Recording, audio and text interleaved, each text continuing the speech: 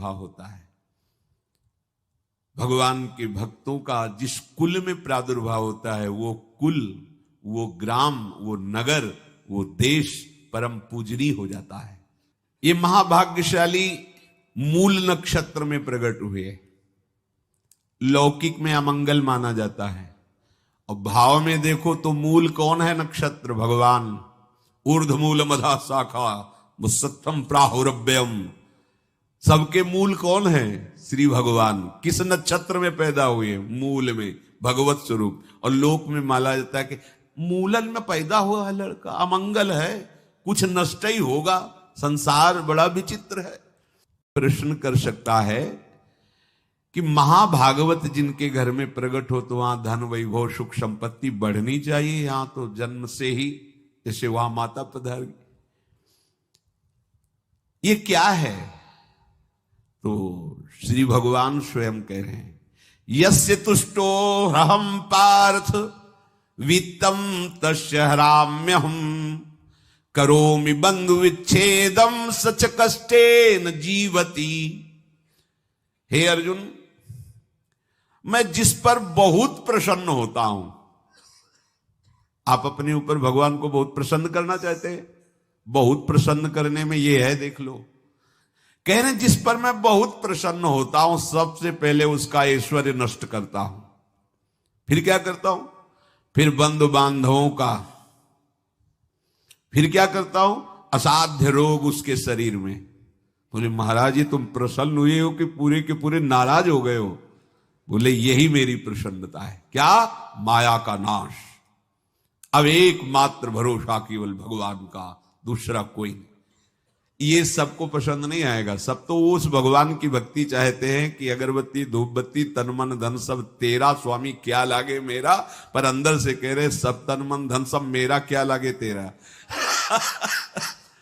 ऐसे तो चलेगी भक्ति। लेकिन कई बार सत्संग में पीछे धाम में कहा था कि भगवान को रिझाकर लोक मांगोगे तो चैन से रह लोगे, और अगर उनसे प्यार करने की बात मन में ठानी कि बस मुझे केवल आपकी आंखों में आंखों को मिला करके जीवन व्यतीत करना है, मुझे और कुछ नहीं चाहिए, तो फिर लाडले आपको दुसरिहा का कोई आश्रय रहने नहीं देंगे। ध्यान रखना, जितने दुसरिहा होंगे तो ये बर्दाश्त हो तो कदम आगे बढ़ावे।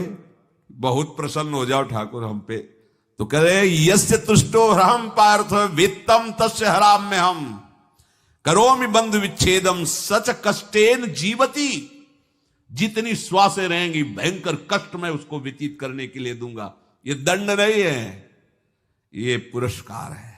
अनंत जन्मों का हिसाब बराबर करके कहीं इसकी वृत्ति मेरे से हट न जाए, ऐसे घेरे में डाल के अखंड चिंतन करवा के सजयति जयति जग उच्चरे। जाको करत श्याम सहाई प्रथम वर्णो कृपा क्रम हो विषय मूल गवाई। कुल कुटुंब बल वित्त हीनो दीन के दुखदाई। आपने को करजु लीनो आप ही अपनाई। कह रहे अब मैं वर्णन करता हूं श्याम सुंदर जिस पर कृपा करते हैं उस पर कैसा बर्ताव करते हैं। बोले सबसे पहले उसके विषय भोगों का नाश कर देते हैं। फिर दूसरी कृपा कोई परिवार का, कोई मित्र, कोई रिश्ते नातेदार उसकी तरफ देखेगा भी नहीं। फिर ऐसा दुख प्रदान करते हैं कि केवल एक भरोसा रह जाता है, एक भरोसो, एक बल, एक आस विश्वास, बस नाथ आपके सिवा अब हमारा कोई नहीं। बस वहीं से जो चमत्कार प्रकट होता है, त्रिभुवन में कोई उसकी समानता नहीं कर सकता जिस पर ठाकुर की कृपा है। पर इस कृपा को हजम करने के लिए इसीलिए संत संग किया जाता है कि पहले से वो तैयार कर देते हैं। जैसे आर्मी की ट्रेनिंग होती है ना, ट्रेनिंग के बाद भी बॉर्डर में लगाया जाता है, ऐसे ही संतजन ये ट्रेनिंग देते हैं। अब जो टिके तो टिके, नहीं तो घर बैठे जाके। और अगर टिक गया तो गुरु मेहरबान, तो चेला पहलवान, भगवान भी परास्त नहीं कर सकते। उसमें ऐसी सामर्थ्य आ जाती है कि हर प्रभु के द्वारा दिए गए विधान को हंस करके स्वीकार कर लेता है। और ऐसा नहीं कि उसको कष्ट होता है। ये लोक भाषा में भगवान कह रहे हैं सच कष्टेन जीविता।